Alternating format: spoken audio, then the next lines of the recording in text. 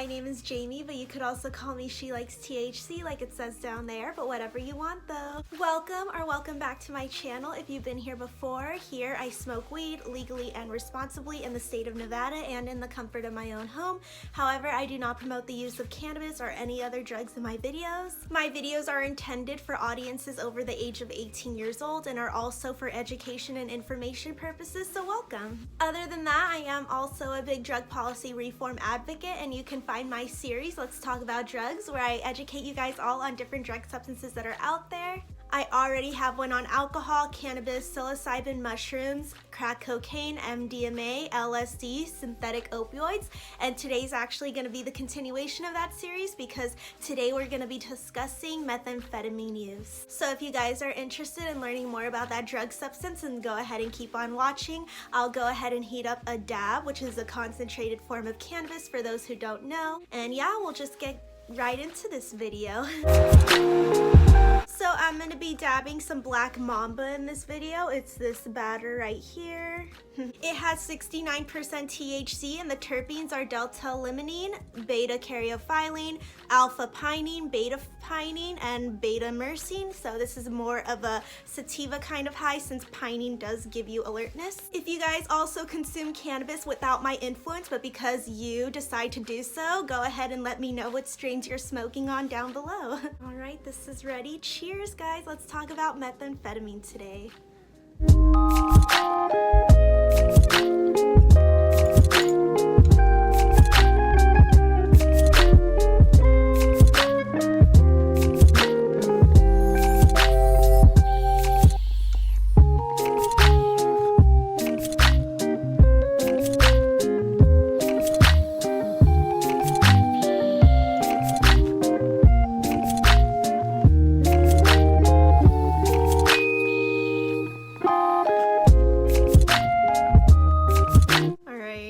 Taking that dab, I'm so stoned, but we gotta talk about meth, so let's get to it.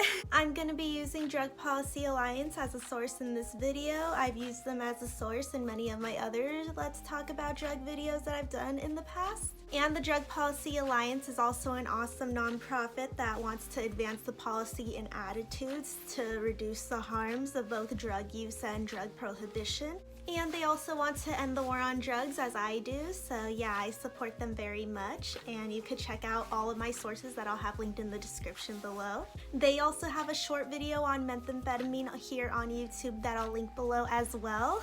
But today we're going to start off with what is methamphetamine, and methamphetamine is a Schedule II stimulant drug that affects the central nervous system. According to Drug Policy Alliance, where you can just go ahead and go to drugpolicy.org and you can click their tab that says drug facts, where they list a whole bunch of different drug substances, and you're gonna just click on methamphetamine. According to them, the history of the use of methamphetamine is intertwined with its chemical cousin amphetamine. Their chemical structures are similar, although the effect of methamphetamine on the central nervous system is more pronounced. Amphetamine was first synthesized in 1887 and methamphetamine was discovered in 1919. By 1943, both drugs were widely accepted to treat a range of disorders including narcolepsy, depression, obesity, alcoholism, and the behavioral syndrome called minimal brain dysfunction, also known today as attention deficit hyperactivity disorder, also ADHD.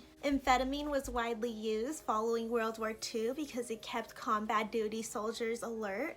Both amphetamine, like Adderall, and methamphetamine, like Methadone, became more available to the public. In 1971, Congress passed the Comprehensive Drug Abuse Prevention and Control Act, which classified amphetamine and methamphetamine as Schedule II drugs, the most restricted category for prescription drugs. In response to an ever-increasing demand for black market stimulants, their illegal production, especially that of methamphetamine, increased dramatically. How methamphetamine can be consumed is that it could be swallowed, snorted, smoked, and injected by users. The effects usually last from 4 to 8 hours or more depending on the dosage. Like amphetamine, methamphetamine increases activity, decreases appetite, and causes a general sense of well-being. Amphetamine has been used for weight control for athletic performance and endurance, for treating mild depression, and for helping truck workers complete their long hauls without falling asleep.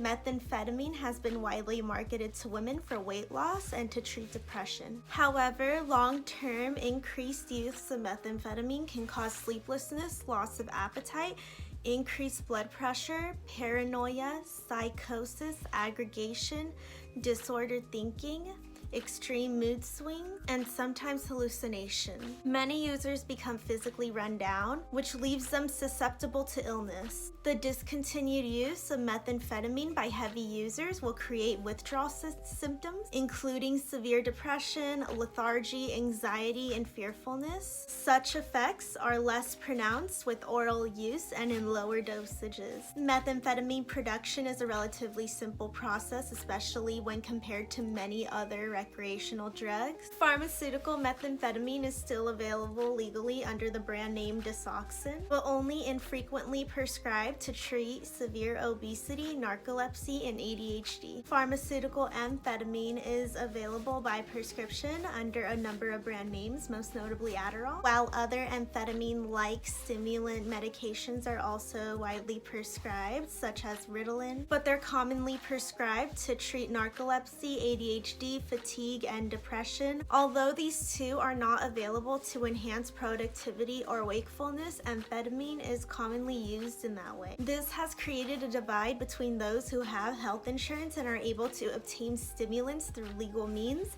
and those who seek out black market stimulants and face arrest. Contrary to a common misperception, methamphetamine is not instantly addictive for most people who use it. For those individuals who do develop an addiction, treatment for methamphetamine addiction is similar to that for cocaine and other stimulants, and they're just as likely to succeed.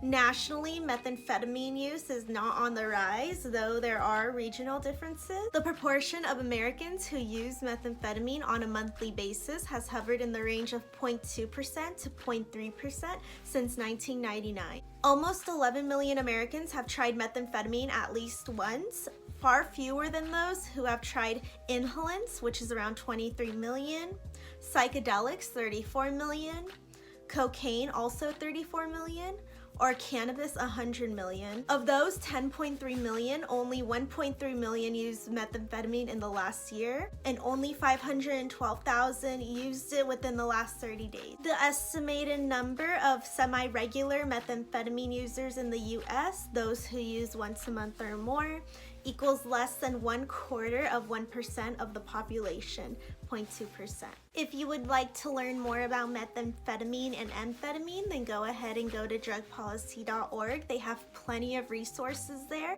and different types of resources such as audio, HS curriculum, fact sheet, legal document, reports, you name it. But since I do like to emphasize safety on my Let's Talk About Drugs videos, I am going to talk about harm reduction tips for methamphetamine use. When smoked, always make sure it's a clean pipe, or snorted, make sure that you're always using clean utensils, not dollar bills or anything like that. And when being shared, use your own separate tool as well. If being injected, make sure that you use clean needles. And if possible, always test your drugs if you're able to with drug kits that you can get online. And also, methamphetamine is known to be a sexual stimulant for both men and women, so just be sure you're practicing safe sex. Just because HIV and sexually transmitted diseases can also be transmitted just because of methamphetamine use, so always be cautious when consuming these drugs. However, I am not encouraging you or influencing you to do so. I'm just saying that if anyone were to consume,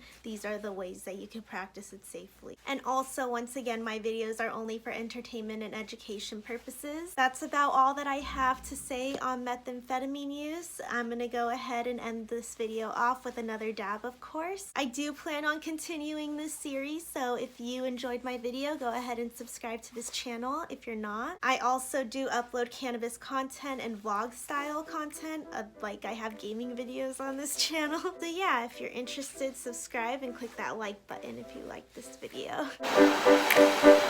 Just a tiny one since I'm really stoned from the last one. Thank you for watching this. If you're still here, cheers. She likes to see.